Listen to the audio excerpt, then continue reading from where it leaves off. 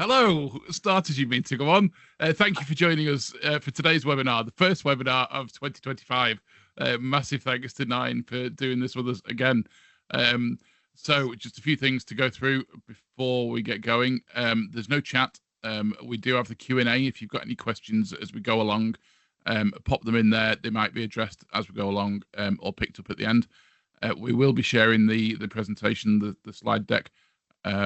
Afterwards, it'll be on the portal, and it is being recorded, and we'll share that on the portal and probably on the main website as well. So that's it from me. Without further ado, I'm going to hand over to Mark from Nine, and he's going to get things going. Brilliant. Cheers, Rick. First of all, I'd like to say welcome and good afternoon, and thank you for taking the time to spend with us. I'm just going to share my screen to make sure that everything's there. I think it's all there. I'm joined today by Emma Crannock. Emma heads up all of our research into AI, cyber, privacy, and also Gully.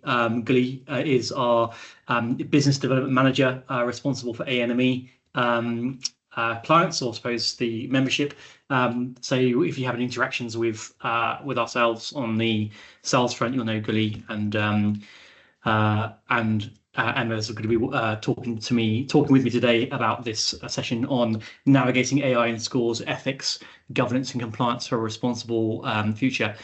Emma, just give me a bit of a background.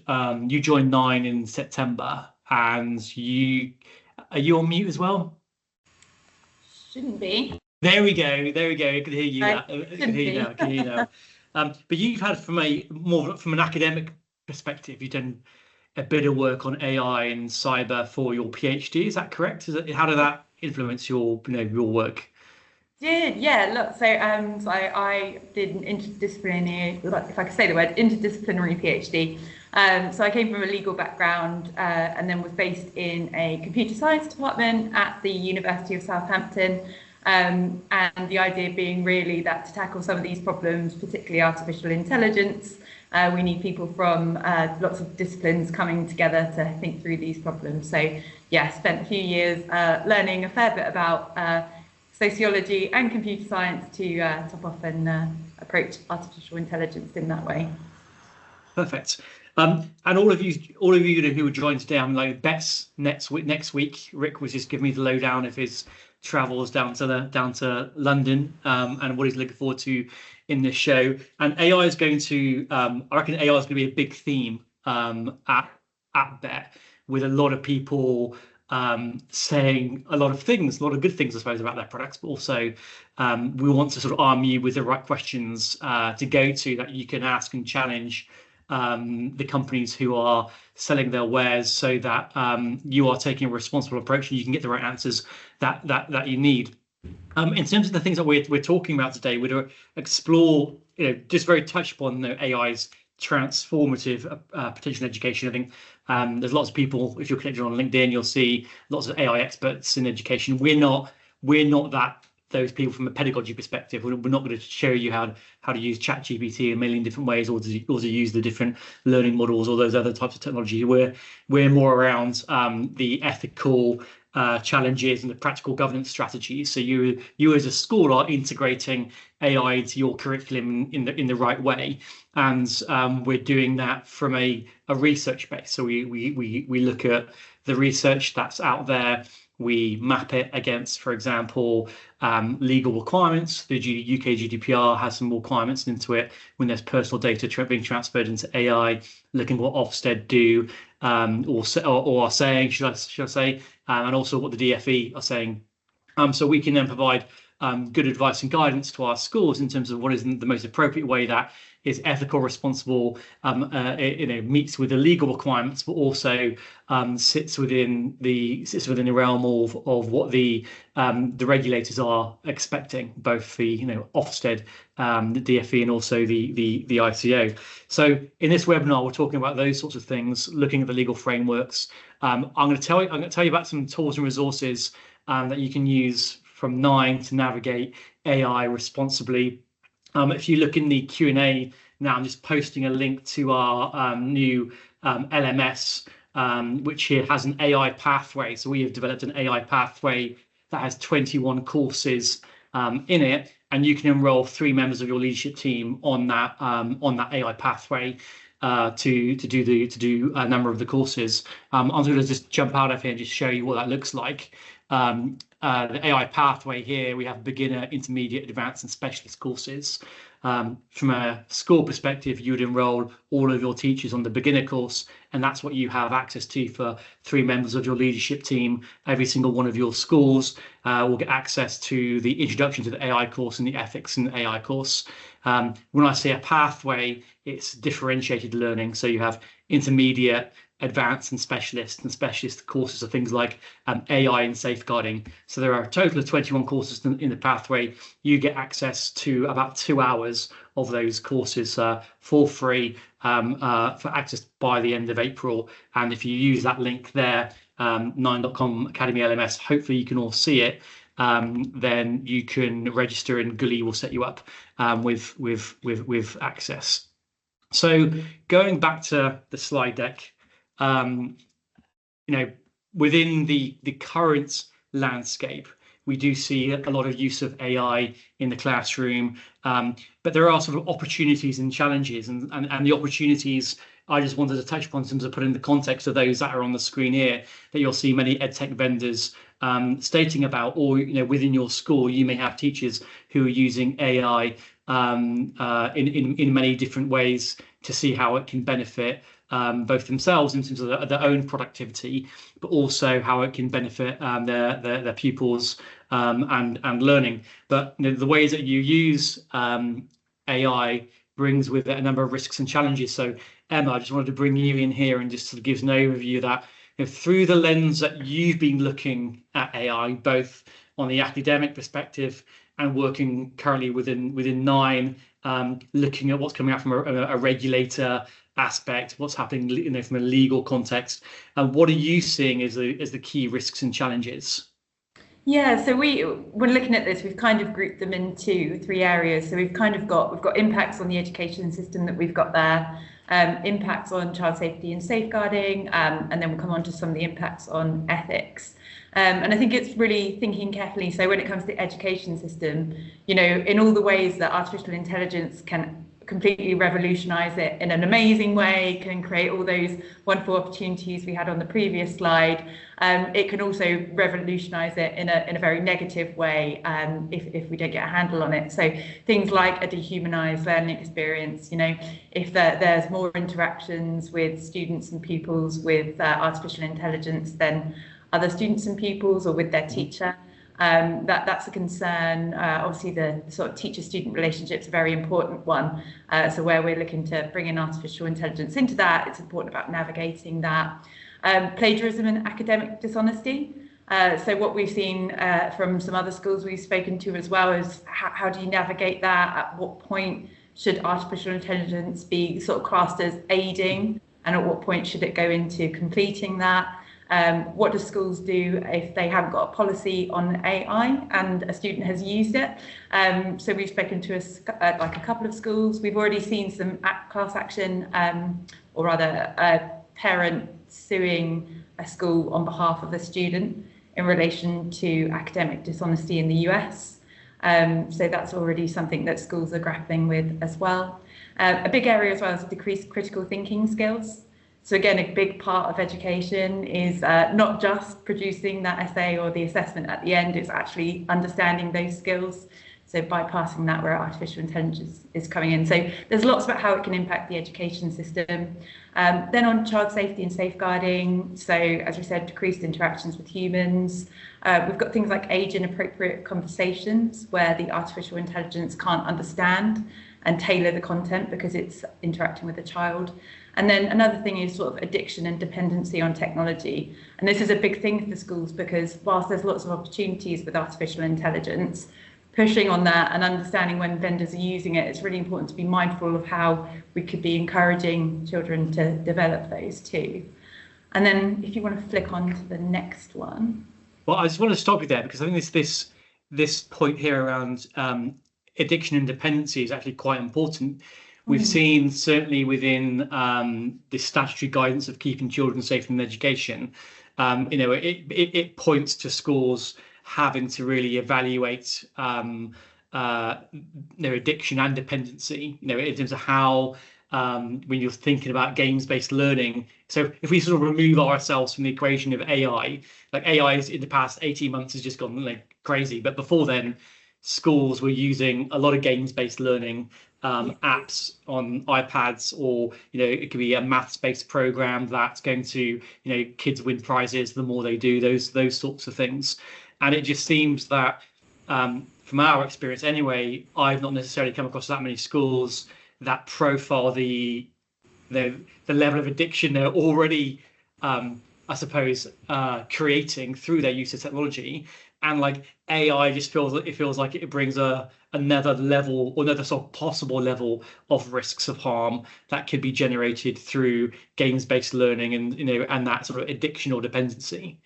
Completely, and that's what we're seeing with a lot of the harms as well, is that not only are they exacerbating existing ones as well as creating new ones too. So as you say, the more and more we encourage a sort of the use of technology in education is something to be cautious about, because it is something that can lead to that sort of addiction, or want to keep using the technology in that way. And again, so it's great, it's just finding that balance and being mindful of that to do that, and when sort of the use of AI might be increasing that. Cool. In terms of this, the next slide, and sort of linking to one of the points that you said before, well, it's not linking to one of the points you mentioned before was around sort of decreased critical thinking skills as a risk and a challenge. I mean, it has a risk, but there's also a challenge in a positive light, because if I think AI, certainly with the way I use it every day in terms of ChatGPT or Notebook or whatever it is that I'm using, I have to think of a different way to get the answers that I'm, the answers that I want from it, rather than just saying write me an essay on Shakespeare. I'm actually provoking it, and that makes me think. That there's a different skill that I need to, yes. you know what I mean. Yeah, completely. And I think that's the thing. One of my friends is a teacher, and when he was talking about it, was explaining sort of, the purpose of him receiving 20 essays isn't because he wants 20 different essays on the same subject. It's so that the students go through the process of developing the skills to produce the essay.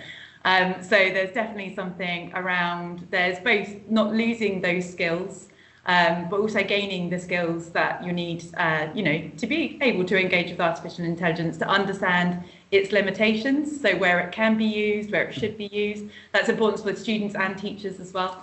There's different skills, and I think that's the interesting impact it will have on the education system, is how that's going to change what skills are taught, where they're taught.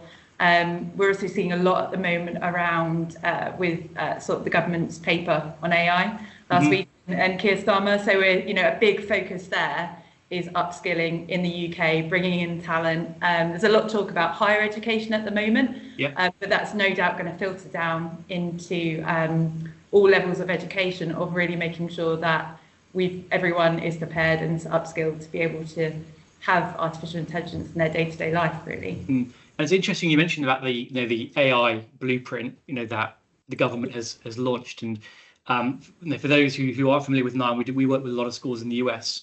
And also they've got a change in government with Trump coming in, and their policy, and sort of where sort of the narrative that you're seeing in terms of legislation at a federal level, not necessarily at a state level, is we want to maximise the use of AI, and we sort of don't really care. We don't really care what burns. Because we have this great technology and we see it as a means to gain competitive advantage. And just this week, the US has actually banned the sale of AI technology, not only just the hardware, to 100 countries. If you joined the webinar back in September, we touched upon like AI nationalism, but you have now in the US, it's like don't really care what the damage is. We are progressing with we're progressing with AI. You then got like the UK government's approach, which has changed, I believe. The they are now seeing it as a means to, I suppose, support achieving Labour's vision of growing the economy, albeit they've got a long way to go, so they'll probably do it via policy. And both the US and the UK approach does conflict somewhat with Europe. Europe is very taking a far more conservative approach with the EU AI Act. So just from a policy perspective of us sitting across both US, the UK, and Europe, and also we work with schools in Singapore and whatnot, it's just quite interesting. But the narrative from all of them is like there are some really good things about AI that it can do. People are going to need to learn to have new skills, but you need to do it like in a safe way. And I know we sort of touch upon that later down in a few slides time. I sort of got myself detracted there, but going into doing it in a safe way, there are risks and challenges in terms of the other ones here. And there's other things here that we've not touched upon, Emma, in terms of the risks and challenges. Yeah, well, I mean, equity is going to be a big thing for schools as well. Not only is it, as you talked about, the hardware that you need to be able to engage with artificial intelligence, it's also for some systems you need to have fees that you need to pay. So for education, that's a key question. How do we make sure that we don't sort of make marginalised students more, make that gap bigger between sort of privileged and marginalised students? How do we make sure that our education system in our country benefits from AI as much as education systems in other countries, when you think of those AI nationalism and things like that? I think probably some other important things here, human agency, so that's a big thing. So people sort of still being empowered to make their own decisions. There's lots of research out there saying that actually a lot of people are defaulting to artificial intelligence. They like the idea of a system making decisions for them, but how do we keep that? How do we make sure that we don't? And how would you explore that within the context of a school? So how does the human agency and people defaulting to AI manifest itself within the school environment? Yeah, so if you imagine that you've got a model, so an example, say if you were looking at, if we go back to academic dishonesty and say that you are running your papers through a system to try and work out whether there has been some academic dishonesty or something like that, and the result is it's a yes. As a safeguard, you should have your sort of human in the loop to be reviewing that. And if you've got sort of a tendency there for humans to be leaning towards the result that's come from the system rather than sort of their own intuition, that's where that can sort of skew, especially as another thing we've got there is that there is an issue with diversity and fairness. So bias in systems that can come up.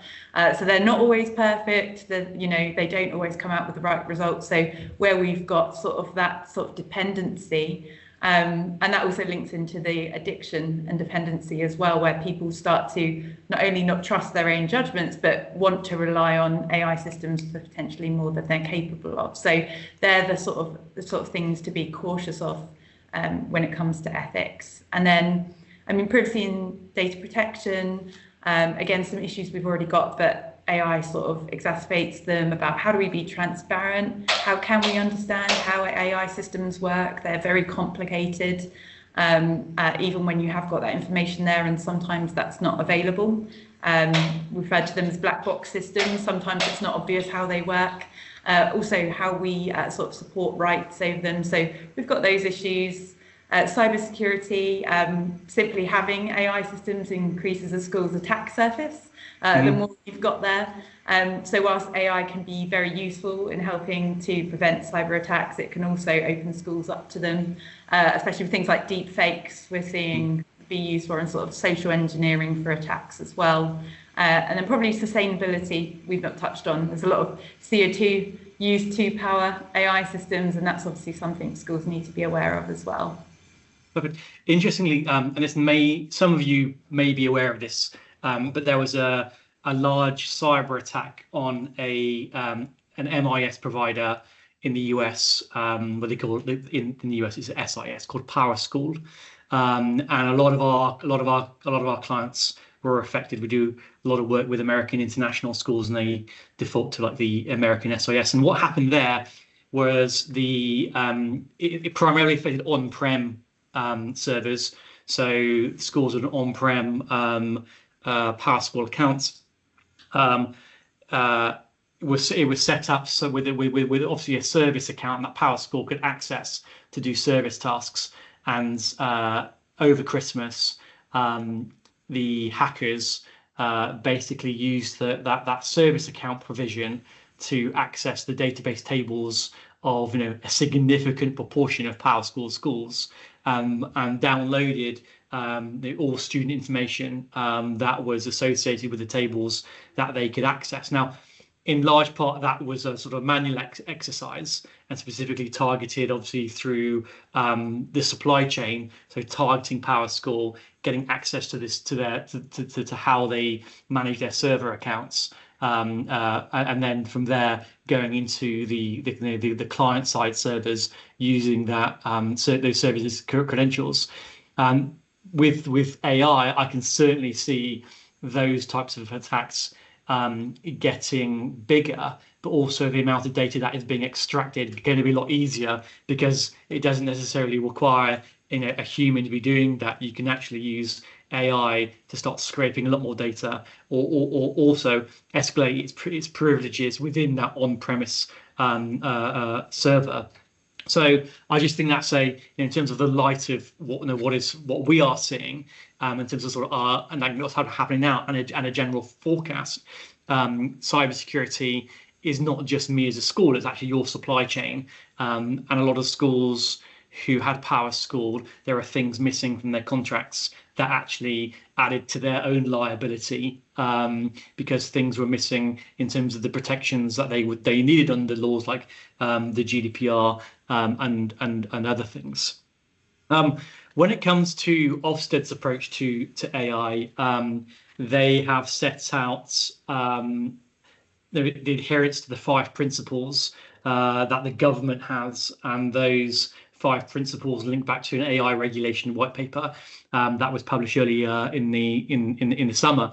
And their expectations for schools are that you follow these principles, such as you assure yourselves that the AI solutions are secure and safe for your students and your students' data, and that you can ensure that they identify and rectify bias or error. And the things that we see Ofsted saying, we see regulators saying in most other parts of the country. So when you're using AI in your school, this is not just ChatGPT. If you've got an edtech platform that suddenly has AI as a feature, either a free feature that's already included within the package, or an additional paid for feature, the responsibility still sits with you to make sure that that solution is secure and safe, and understand that the personal data that's going from the school into that platform. Emma, you touched upon this in terms of the appropriate transparency and explainability. So if you think about all the edtech that you've got in your school, you may have 200 or 300 different edtech apps, both in the browser-based or in like tablet-based, and you need to understand which of those use AI and then be transparent about it. Emma, within the GDPR, there's a requirement for transparency, right, in terms of the form of privacy notices that you need to tell people about. Yes, yeah. So obviously you need to be transparent about personal data that you're processing, how you're processing it. So this kind of links to that when it comes to that was a requirement that was already there in terms of that. And so whenever you're using artificial intelligence that involves personal data, you'll need to look at that. So again, if you've got 300 different providers, you'll need to look at what personal data is being used, how they're using it, where it's being used in automated decisions that might have an impact as well. And it's about a bit more than that with artificial intelligence too, because it's making sure that individuals understand when they're interacting with an artificial intelligence system. So that might not always be clear. It might not always be clear that the system you're using is powered by artificial intelligence. So it's about being transparent about that. So on that basis there, would a school then need to first of all make all the teachers aware which platforms are using AI, but also would they need to make the pupils aware of when AI is being used? Yeah, so in the and the higher the risk of the system, the more prominent that needs to be. So yeah, individuals will need to understand. So it needs to be very clear in terms of sort of communications and training on the systems to teachers that are using those to make decisions, but also then sort of training and communications to the students as well. And also schools should be thinking about communications to parents and guardians. There's likely to be lots of questions from them about it. So yeah, it's really important that people understand that AI even is being used. Then with that, there's the transparency of how it's used, where it's used. So where is it used to make a decision? What percentage of the decision is made using the AI? How much is a human involved in that? What if I want to contest a decision that's being made by it, or I want to have a copy of my data? All of those things schools need to think about being transparent about. And then in the background there as well, it's all those processes that support that. So what do you do if you come in tomorrow and a sort of student says, oh, I would like a copy of my data using that AI system? Have you got the processes there? Have you got the right staff, roles and responsibilities that can pull that together, that can explain that about the system? So as you say, it's really important for schools to understand where they're using artificial intelligence and how. And with the fairness, this fairness requirement here, what Ofsted is saying is only use AI solutions that are ethically appropriate. In particular, we expect providers to consider bias relating to small groups and protected characteristics before using AI, monitor bias closely and correct problems where appropriate. Now, when we're talking about protected characteristics or small groups, this could be in relation to students with additional learning needs, where if they are asked to use AI for a particular class or a particular task, that actually there may be bias or maybe discriminate against them because they may not be able to use that solution as it was designed for a general cohort of students. Yeah, and that's another thing to, as I say, I mean, not necessarily a new issue in relation to technology, but because AI will be so prevalent, or that's where it's looking to be, that's something that schools need to consider in terms of what would be the alternative. It's not necessarily a sweeping, well, we can introduce AI so that we don't, that takes over lots of things. Again, it shouldn't be a panic as well that teachers' jobs are going to be replaced, because it's very much about AI being used appropriately and in conjunction with sort of education in that way. But it's important to make sure that groups, both those sort of with learning difficulties, but also if we've seen a lot with bias where potentially you've got minorities. So if you've got bias in training data, where there's sort of been historic bias of people performing well in assessments due to their background, or people not performing well. Also where English hasn't been a first language. So if there's been biases in like that in historic data, and that's used to train the system and the models, then it's going to repeat and replicate it. So this fairness is about making sure things like the training data you use is fair, the algorithms you use are fair, because there's a lot of bias that can come in from the designers and the development of the system. So if I, as an individual, give more weight to something in the training of the algorithm than something else, I can influence it too. So yeah, it's really about making sure that the inputs give fair outputs and that everything there is without bias and has had the appropriate checks in place. Right. With accountability and governance, I think this is quite a good one, because I think it links back to something I showed you at the beginning with Academy LMS. So, you need to ensure that, Ofsted saying ensure that schools and their staff have clear roles and responsibilities in relation to monitoring, evaluation and maintenance of AI. And then you need to have the right training. So the way that we've actually structured the AI pathway is to ensure that you put people with different roles and responsibilities into different buckets and provide them with the most appropriate training to their role based upon the decisions that they are using with AI. I'll also touch upon two other things there. We have a product called Application Library, which is like the teacher view of EdTech in your school, and that communicates the type of AI that is used in EdTech products and services and the level of risks. And we also have a thing called vendor management, which is where we go through the contracts, the privacy notices and the AI documentation to provide you with an overview of the compliance of those products. And we also tell you what the risks of harm in relating to AI, safeguarding and cybersecurity are, so you can actually manage more effectively your EdTech in your school. I've got a couple of slides on those right at the very end, but I thought it was worth bringing that up. This point here around contestability and redress, and I'm going to sort of go on to sort of human in the loop in a little while, Emma. But I think it's worth bringing it up here also is that Ofsted are requiring schools to make sure that staff are empowered to correct and overall AI suggestions. Decisions should be made by the user of the AI, not the technology, and also allow and respond appropriately to concerns and complaints where AI may have caused error resulting in adverse consequences or unfair treatment. Now, you have this a narrative being generated around how do we monitor and manage AI in schools, and there's a concept called human in the loop, which is essentially a teacher being responsible for how the AI is being used in the classroom and being reported on that. But that in itself has a significant impact on the expectations of teachers, because they may not, depending on your school, they may not feel it's their current role to police the use of technology.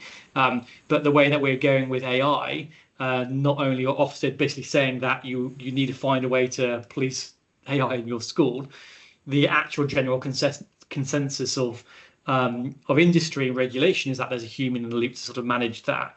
Can you just tell us a little bit more about sort of what that means from a school context? Yeah, as you say, I mean, ultimately, there's going to be a lot of upskilling that's going to be needed. And so, we are talking about training. There's going to be lots of, just having a base understanding of artificial intelligence. A lot of countries have it as a legal requirement. If not, it's going to be needed because even being able to field questions from students, parents, also just to, it's what Keir Starmer was saying sort of in his speech. It's like we've got two approaches. We can be scared of artificial intelligence or we can embrace its opportunities. And I think just making sure that at least there's a baseline level in your school to be comfortable about what artificial intelligence is important, because they are going that. Emily, you're cutting out there, but it's your back. It's fine. Okay, perfect. They're going to need to be your humans in the loop. So it's important just for basic questions like that. And then, as you mentioned, there's going to be different staff that are going to have different responsibilities. So whether it is just that base level of answering questions, being able to point people in the right direction, through to having specific responsibilities for specific AI systems. So being the point person that can answer more in-depth questions, being the people that sort of work with edtech vendors to make sure that the solution that they're procuring is compliant, answering questions like that, all the way up to the top within schools in terms of thinking about the school's strategy for artificial intelligence as a whole. Does it want to use it lots, wherever possible, as long as it's ethically compliant? Does it want to be cautious? If the school needs to engage with a regulator, who's the point person to do that? When technical documentation comes in from an edtech vendor explaining how its system works, who does that go to? Who's going to interpret that and understand those technical details? So there's so many different roles and responsibilities when it comes to artificial intelligence that there's going to be a lot of upskilling to make sure that people feel empowered and feel ready to embrace those opportunities that AI can bring and not be scared of them, but also so that they can fill all of these governance responsibilities as well. And I think that's a really good point. If we go back to the title of the webinar is Navigating AI in Schools, Ethics and Governance for Compliance. Now, we haven't got like the word legal there. So not what are your legal requirements. If you go to the EU, like if we were still part of the EU, as schools, you need to be compliant with the EU AI Act, which is like the legal need for an AI officer, much like a data protection officer. And there's a whole range of other legal requirements that you must do, unless otherwise you'll get fined 7% of turnover or 35 million euros, whatever is higher, depending on who they decide to fine. Within the UK, there are legal requirements. There's legal requirements of the GDPR, and if there's personal data from your school systems going into those AI platforms, you need to comply with the GDPR. But in terms of the sort of like the ethical responsibility, a lot of the things that we are talking about relate back to AI and ethics, which is about doing the right thing. And here the expectations from Ofsted and now the Department of Education around they're doing the right thing, they're not necessarily legal requirements, then there's not a punishment if you're not doing them, but there is an expectation that you are achieving those standards. And as you thinking as a school, okay, well, from an ethics perspective, we have to demonstrate good governance. Our regulators are expecting us to do these certain things. So how are we going to go about doing that? There is going to be AI law within the UK, but you're probably thinking another 12 months or so before actually that is formalized in any specific way. And also there's going to be like a patchwork quilt of different types of laws. So for example, on the second bullet point here, in terms of the DFE, not allow or cause intellectual property, including people's work, to be used to train generative AI models without appropriate consent or exemption to copyright. There's a whole guidance paper. There's not the consultation paper around the implications of AI and copyright that is out at the moment, that the government is seeking suggestions on about how copyright should be working. So there is a lot of things that are going out.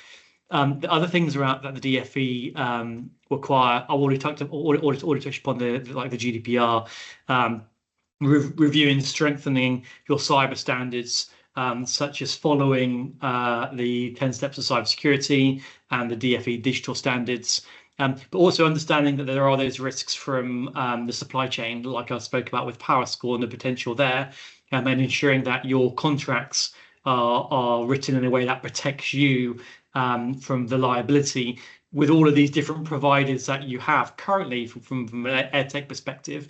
In the eyes of the law, they are babysitting the data on your behalf. You have given them instruction to do certain things, whether that be provide an MIS for you or provide a learning system or whatever that is. You are instructing them to provide you with those solutions. You are still responsible for the personal data in those platforms. You are still responsible for the security of the personal data in those platforms, and the way that you get confidence that that personal data is protected is through the contracts that you sign. And so there is this expectation that you have gone through all of those contracts, and certainly the ICO have written to a significant number of multi-category trusts asking to see their assessment process of the contracts that they're entering into, but also things like DPIAs and whatnot. This fourth point here, in terms of ensuring that children and young people are not accessing or creating harmful or inappropriate content online, I think this is a question that again goes back to human in the loop. There's an expectation from the department that you have a process for doing this, not just a policy. Your policy may say at a school level that you will ensure that AI is safe and does not contribute towards harmful or inappropriate activities. But from a process and a procedure, how are you going to be doing that? Who has a responsibility to do so? Do they have the sufficient and the correct level of training to aid them in doing that? And then lastly, in terms of filtering and monitoring standards, to make sure you have appropriate systems in place. And I'm guessing, I've not had any more detail on this, and certainly keeping children safe in education, I know, is going through a significant review given AI. I'm guessing more will come out of that in the draft Kickseed 2025 that will come out in July, about what expectations there are on that 5th point for schools. If you have any questions as we're going along, then please do just put them into Q&A, and we can answer those. So in terms of the trends that we are seeing, certainly the AI, the speed of AI development is outpacing governance. And governance, we're looking at laws, so there's more expectations at an ethical level and guidance being given by specific regulators about what is expected. There is this AI impact on equity. We've spoken about bias, and there is an issue around governments such as the US restricting access to AI, both the technology and the models. The UK, we aren't on the barred list, but there are 100 countries that are on there at different thresholds, aren't allowed access to different technology and at a hardware at a model level. So just thinking through that lens. At a global level, and you may not be interested in a global level, but at a global level, there'll be children in certain countries that don't have the opportunities of using certain types of AI that children in the UK and the US do. So from a geopolitical perspective, I think there's going to be a lot more friction, and access to AI technology is going to be certainly going to be used to influence and that friction. We've spoken about human in the loop and how as schools, are you going to put a human in the loop to monitor the expectations of Ofsted, the expectations of the department, and provide yourselves with confidence that the technology that you are using and making decisions to use isn't creating harm, or isn't creating harm that you aren't aware of, that you can't manage the risks of. And also that there is seeing more of a drive between the responsibility between developers and schools. So, there is a strong message. I think we've seen that from those different slides around schools being diligent in vetting AI tools, while developers being urged to build systems that prioritize fairness and transparency. If there's an edtech vendor and you're going to bet next week, and they trade in the EU, as in they sell their product to schools in the EU, and that could be an international school, it could be a local school in France, Germany, etc. For August, they have to provide 2 documents.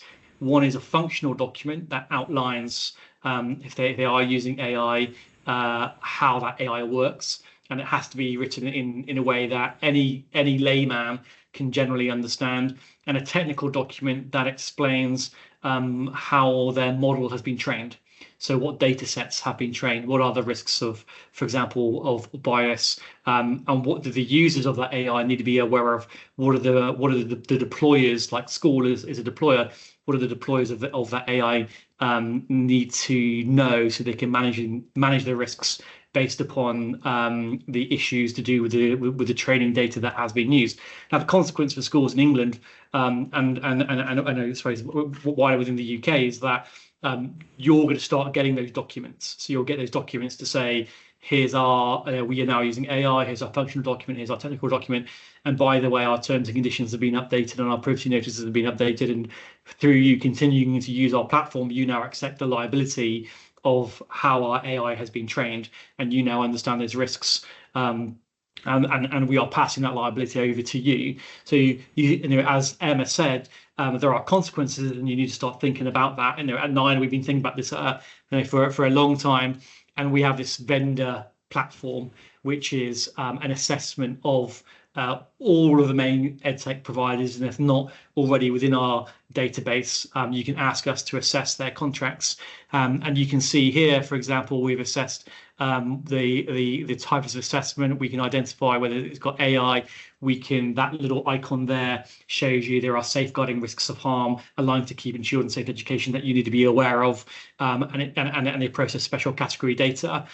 Clicking on preview, you get more of a in-depth assessment of the provider, basically based on it giving you an overview of its status, whether it's from a special category data, what it's doing, AI, what level of risk does it pose, and from a safeguarding perspective, what are the safeguarding risks. And all of these risks and issues identified here are summarized up above here. So you click on these links and it will tell you there are 3 risks here, there are 3 issues that you need to address, and these are the tasks that you need to complete before you can start using that provider within your school. So it's an incredibly powerful tool to make you aware of the challenges of AI, and specifically as edtech vendors start providing those functional and technical documents, we'll go through an additional review to ensure that what we are providing to our schools who are using our vendor management platform is correct, and schools can use this in the right way.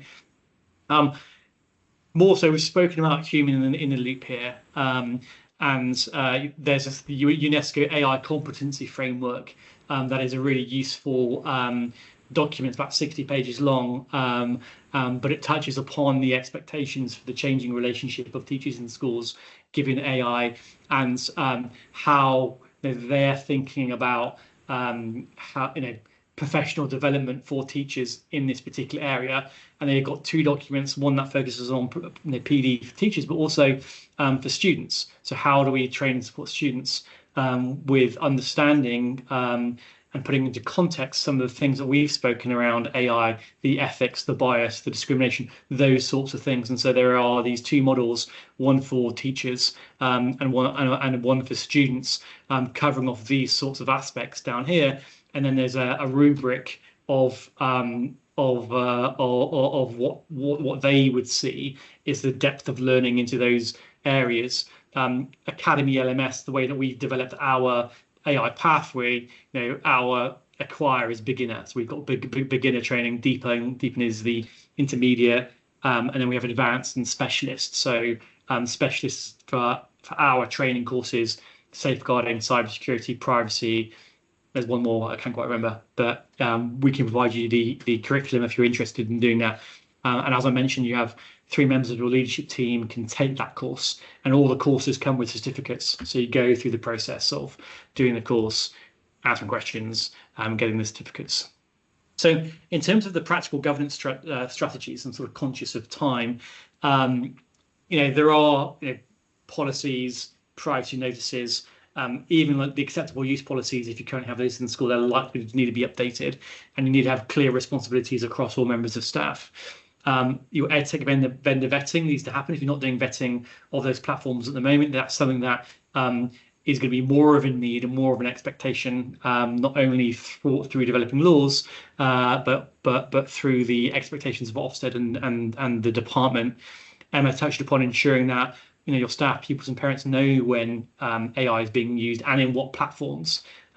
They also, through the GDPR, if personal data is being transferred, what that it most likely is, they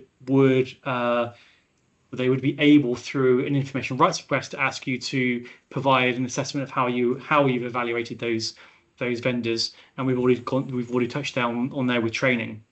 In terms of tools and resources, if you go to our website, a little pop-up will be there, and you can get a governance and ethics of using AI in schools little PDF. It's like 10 pages long. Includes a checklist of things that you need to do. We actually have a webinar next week because we have like an AI toolkit that goes into a significant level of detail.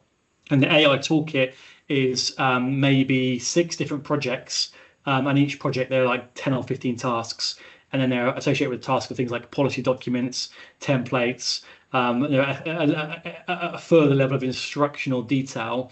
Today is very high level, but like in terms of the practical, we have to do ABC, and actually each of those ABCs has a 1, 2, 3, 4, 5, 6 at a very instructional level. There's a webinar on the 23rd, which is I believe next week. There's one in the morning and one in the afternoon. That goes through that toolkit. It shows you on screen, takes you through each of the individual steps. So getting this document, or even just registering for LMS using that link I put on, someone can give you the details of that Zoom that happens that happens next week. This is what 9 Academy and LMS looks like. So you have. You will get access on the trial to an introduction to ethics, an introduction to AI, cybersecurity training for staff. So the NCSE training video that's on YouTube, we've imported it in here. There are like 5 questions, or 5 questions, more than 5 questions.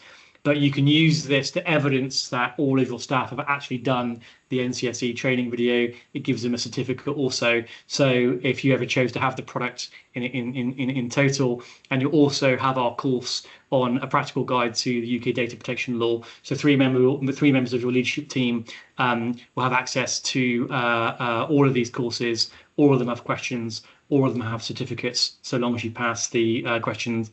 And it looks like this. So there's the video, press play, and you go through different modules in bite-sized chunks. So you go through bite-sized chunk, do a quiz, bite-sized chunk, do a quiz. You sort of get the deal. But you get to test out all of those between now and the end of April. And as I said, by registering for that link, one of the team will be reaching out. And this is the LMS. So if you didn't get the link in Q&A, 9.com/academy-LMS-trial, further information there. The deck will be coming out as well. If you have any questions or anything we've spoken about, then please jump in now. I know there's a bit of a delay, so while we're sort of waiting for any potential questions, I'm going to ask Rick whether Rick has any potential questions. Talk about putting me on the spot. No, it sounds like a really comprehensive tool, and I think it'll be really handy for the members of schools generally. Yeah, and there are three tools. So we've got Academy LMS, which is the training. You enroll all of your staff on the email address. They have their own account. You can track their progression, so you can see all of your staff where they are. We have vendor management, which is where we assess all of the contracts, privacy notices, information security policies, AI documents, and provide that in a traffic light system, so you're aware of the issues. Then application library. Not only is a method for you to show all of your staff all of the ed tech, they can search by curriculum area, year group. It also allows them to request new software. So rather than using your service desk at the moment that you may do for new staff requesting software, Academy LMS allows them to request a software, and then before the request gets to you as the IT manager or network manager, they have actually filled out a number of safeguarding questions. So not only do they have to know the types of personal data, they need to answer a number of safeguarding questions associated with that product before it goes into the assessment process, including where the budget comes from. So application library is more of so you've got application library front facing into the classroom, allows you to really organize as a school your ed tech. And then there's a plugin come into that, or an additional plugin called Contract, that allows you to profile all of your ed tech spend. So we have a contract manager where you will capture all of the different apps that you have, how much it costs you, when the contract comes up for renewal. It'll prompt you to cancel contracts. And then application library also allows you to see different types of functionality that you have. So you have multiple different products that have similar functionalities, and you're paying twice. You can go through that evaluation process and actually manage your ed tech budget through Contract as well. So it is like a comprehensive. The 9 platform also includes a privacy module that is similar to any other sort of GDPR compliant products. And we do a trade-in program. So if you have like a GDPR in schools, a GDPR Century, you can trade over to our privacy product, and you can do so at a significant cost saving to what you're currently paying for those sorts of products. Yeah, so Rick, quite a few things there, and I'm not seeing any questions unless you're seeing. There has been a question from Pete, saying, how is 9 navigating the route between making it really clear a product shouldn't be touched with a barge pole without incurring liability? Are you planning to include references to historical security breaches? We do. So vendor management includes references to. So when let me just show you. Go back to a couple of slides here, Pete. If you give me a second. So, for example, Power School now, under these issues and these risks, you'll go in there and it will say there's an issue. It had a cyber attack last week. These are the issues you need to be aware of. If you look at Seesaw in the vendor management platform, it tells you around for example, the issues are from a safeguarding context, historical safeguarding issues to do with Seesaw. It also tells you around the fines that schools in Iceland have received around non-compliance with the GDPR and using Seesaw. So when we go through this whole process in terms of assessing the contracts, we're not only looking at what they provide us, but we're also looking historically and doing the research around, are there any known safeguarding risks of harm, and the known safeguarding risks of harm cross over around 12 different areas. From does it expand the digital footprint of the child? Does it show advertisements to kids who using it? Is it known that other users of that platform who aren't children in your school can contact children in your school through the platform? Is it is it a piece of technology that is driven through games-based learning? So is it really, its design is around coaching children to use it more. In addition to another category we look at is do they subscribe to the age design? I don't know what I mean. I can't say. I forgot it. But there's the age design guidance, whatever it's properly called in the UK. So do they subscribe to that for children as well? So yeah, it's quite deep in terms of the analysis that we go to. So the whole idea is we do this full depth of analysis that takes a significant proportion of time to do that for every for all the edtech platforms, and then we are presenting that data in a way that is, first of all, on an icon basis. So okay, well, does it use AI and whatnot? And then we give you a summary here. And then if you go, there's a full in-depth analysis of the risks, issues, and the tasks that you need to do to safely manage that product. And one of those tasks is likely going to be ensure you understand the safeguarding risks of harm this technology creates, and ensure that you can then communicate that to your teachers so that your teachers have half a chance of being able to manage that in the classroom. And that's why we've designed application libraries. So you have vendor management, which is like the data protection officer or the IT manager or whoever is responsible at that level for edtech will be looking at that. But the teacher doesn't want to know all those tasks and issues. They just want to know the guidance about what they should be doing in the classroom with using the edtech. So if it is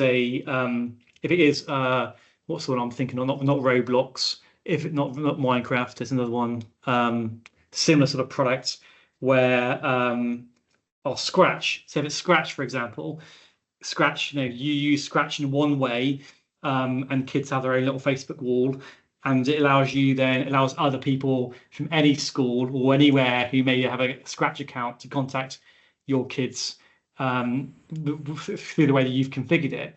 So that application library, you would tell your teachers some safeguarding guidance, be aware of these types of risks in terms of how it's configured, and ensure you tell the kids who are using Scratch that anyone who's not in their class that contacts them to come and see a teacher.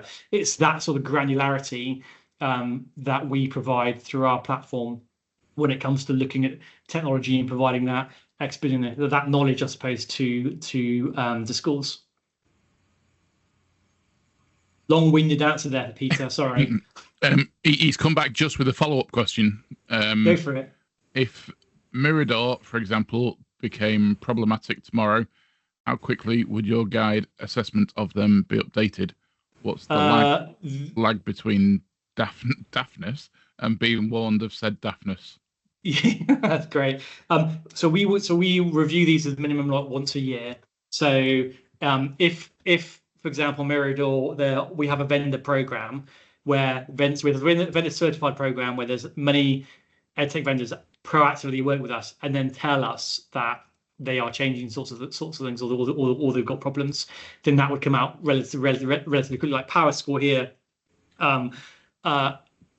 this was updated. They had a cyber attack last Tuesday. Our assessment was updated and published by Thursday.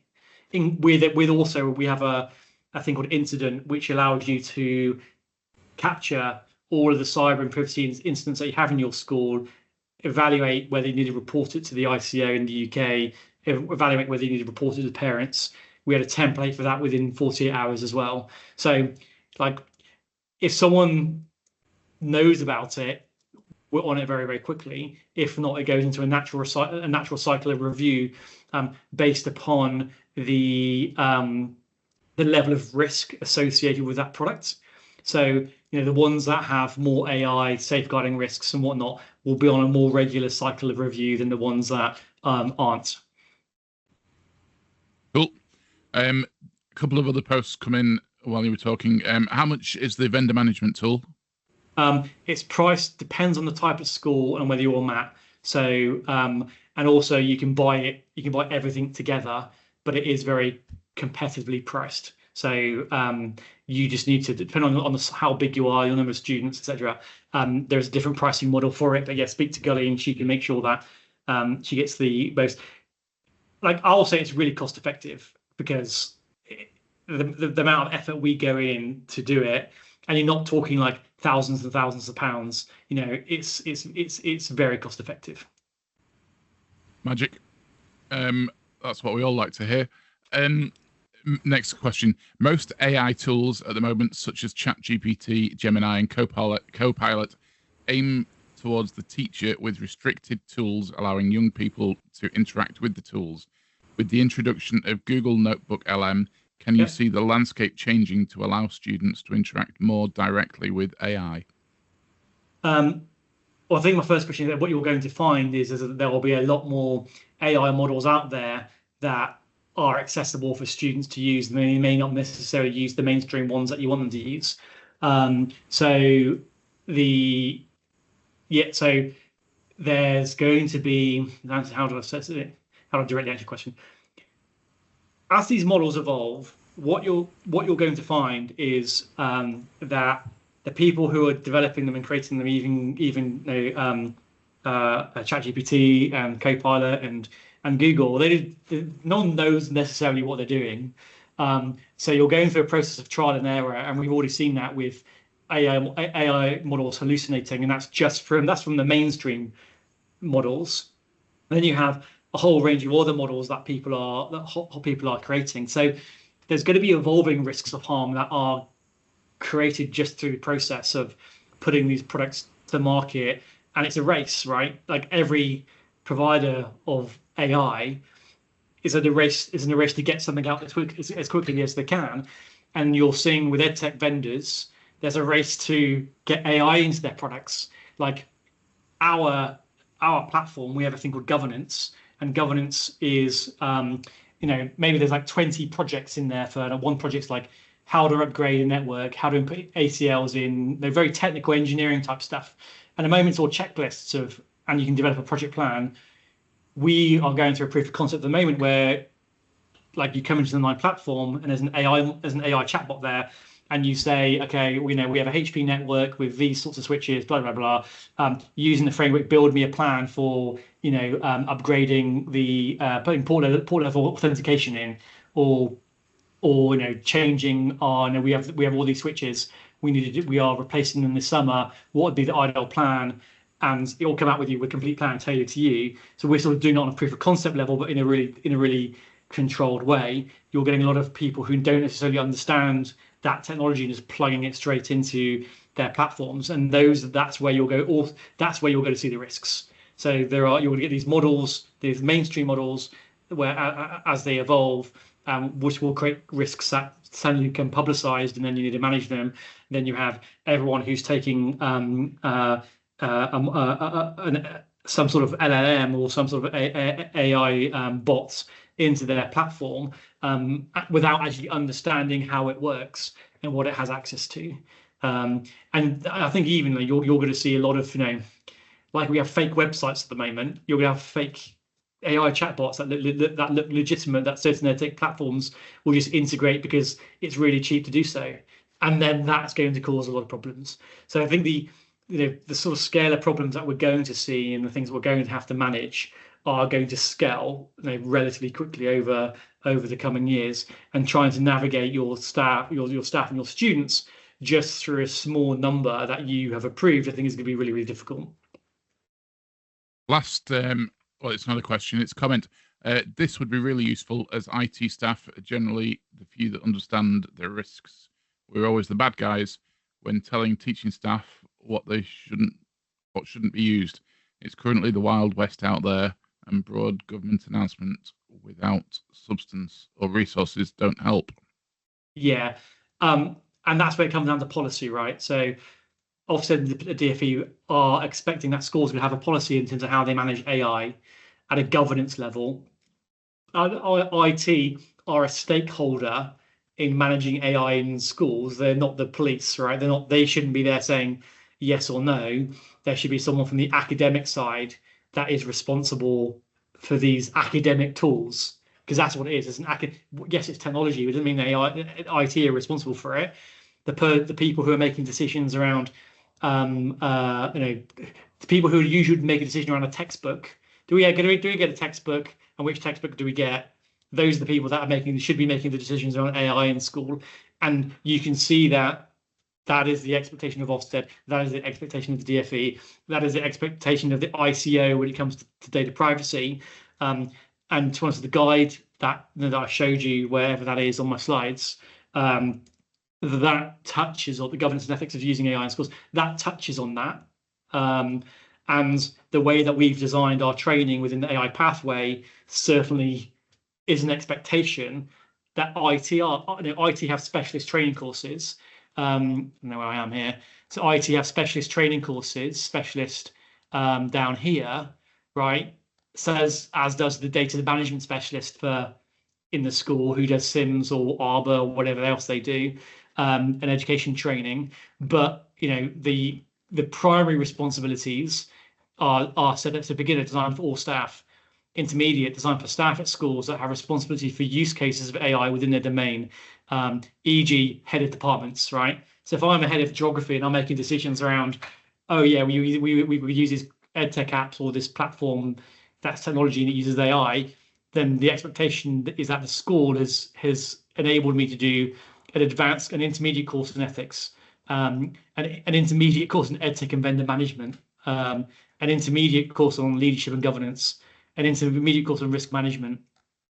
And then the people who are coordinating AI in school, they are doing advanced, right? So they sufficiently understand, and they're not sufficient, and they're sufficiently supported and trained to be able to discharge their responsibilities around choosing the right resources, whether that resource is a sandpit or Play-Doh or crayons or book or piece of EdTech. You need to support the sort of the key messages, supporting those people with the right training so they can make the right decisions. That's what we've done in terms of our approach to training, and the general expectation is. But yeah, in many schools, because AI is technology, it is dumped on the IT department, and it shouldn't be. And however much we have this discussion, I'm not going to change anything. But it's trying to support your leadership.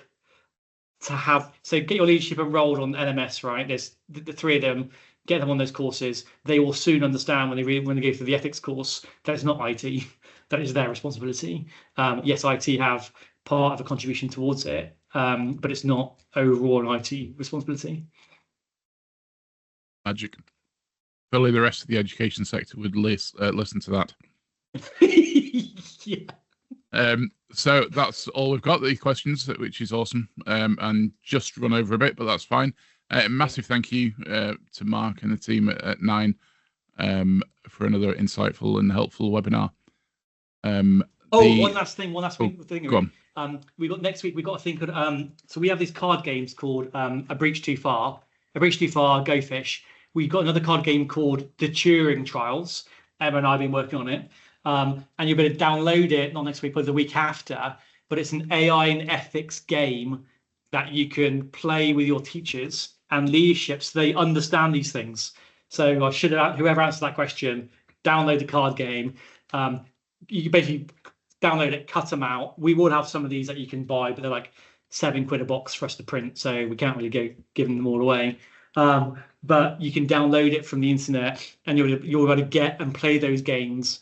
And the games are very much focused on use cases of AI and bias and those. I mean, Emma, what are the use cases? Can you think of off the top of your head? No. Yeah, well, we've got things like if you've got automated grading systems. Yep. So with the idea being you've got scenarios, but then you've got different types of ethical issues that can happen. So there's lots of different scenarios like that. You've got for attendance monitoring, what if you're using facial recognition for that? So yeah, we've got a few different scenarios where AI is being used. And then we've got whether it's high sensitivity in terms of the data that's being processed with it, whether you're looking at it through the lens of sustainability or privacy and data protection or cybersecurity, and lots of different things that make up different scenarios. Yeah, there we go. So I think we've designed that card game to sort of overcome that problem that whoever's put that question in. So, well, try to. Just need to get them to play the card game, which we know is going to be hard. Game of the year. Yeah. Magic, thank you very much. I'll look forward to seeing that card game as well. It sounds like it's going to be really helpful and fun, hopefully. Yeah, fantastic. So Magic, thank you very much. Thank you to everyone that's joined us. The feedback survey is live on the portal now. There's an opportunity if you want to hear more from 9 going forwards to put your details in there. Though I'm sure the contact details will be in the slide deck anyway. Yeah. Magic, thank you all. Okay, cheers guys. Thank you. Cheers. Bye-bye. Thank you. Bye-bye.